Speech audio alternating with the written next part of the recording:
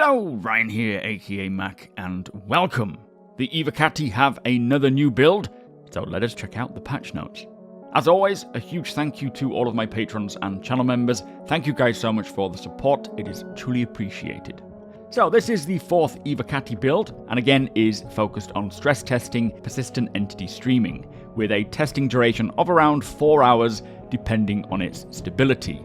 So testing focus is the initial login flow, loading into the universe, spawning a ship, and general stability. And it does say again that if the build proves to be stable, then they would like players to explore and test out bounty missions, updated restricted area designs, and possibly the new FPS missions using the Horizon platforms, just like the previous builds. Now it does say that since the last playtest, this build has many server and client crash fixes, ASOP and insurance fixes, quantum travel, networking, reputation on mission completion, elevator viz areas, and transit fixes too, that they say should make it much more playable compared to previous tests. And as usual, they do ask the Evocati to reference the known issues list for workarounds and whatnot to do.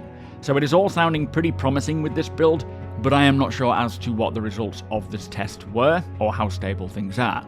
But it certainly sounds like they are working through these issues, and with it being Wednesday, we could potentially see another build this week, as it would be nice to get the patch into a state of testing features and less stress testing. But on a side note, it does also appear that there is a new large RSI ship being displayed at this year's Intergalactic Aerospace Expo, which is called the RSI Galaxy, a larger version of the constellation made modern, it says. Now it's also modular, with a choice of modules to change out the ship's role, with its focus being more industry instead of combat, and the modules include weaponry, refueling, medical and transport, and these will expand in the future. It has a crew of up to 6, an SEU or standard cargo unit of 512 when using all of the transport modules, and 32 when you're not, so it does have its own small cargo bay it sounds like, and it is also equipped with a size 3 shield, 3 size 5 turrets, and 2 size 4 missiles. It includes an extra small hangar for bikes, and has been described as the industrial Perseus with heavy constellation influences, and it's around the size of a Carrack. Now the RSI Galaxy is actually in active development, so it's not a concept vehicle, and it is planned around Stanton Pyro gameplay.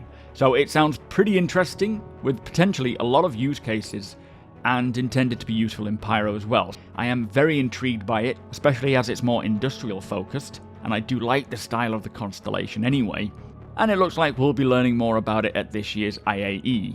Hopefully it is a straight to flyable, although I don't think it will be. I think it's more likely to be a 4.0 ship, so maybe still got a bit of work left to be done, intended for release next year, around the time 4.0 decides to drop. But that is the latest patch, that is the latest new ship. Great news hearing that 3.18 is coming along, and as I say, let us hope that this patch brings enough fixes to get the Evocati capable of testing out the actual features of 3.18, as there is a lot of features. Talking of which, the Cargo Refactor AMA was released yesterday, which I will put it into its own video, as there is a lot of information there, and one huge change coming up with how ships are destroyed, or well, disabled more like, allowing for boarding action as a bit of an interim before they get physical damage. So do keep your eyes out for that if you want to learn more about what I'm talking about. But with that said, I will continue to cover all Evocati patch notes as and when they release. And if you do enjoy my videos, please do consider subscribing and helping the channel to grow. Also, you're all more than welcome over at twitch.tv/supermacbrother. The link is in the description below. And if you could do me a favor and hit that thumbs up, I would really appreciate it. Tick the bell if you want to be notified when my videos go live. Big thank you again to my patrons and channel members. Thank you for watching, and I'll see you in the next one.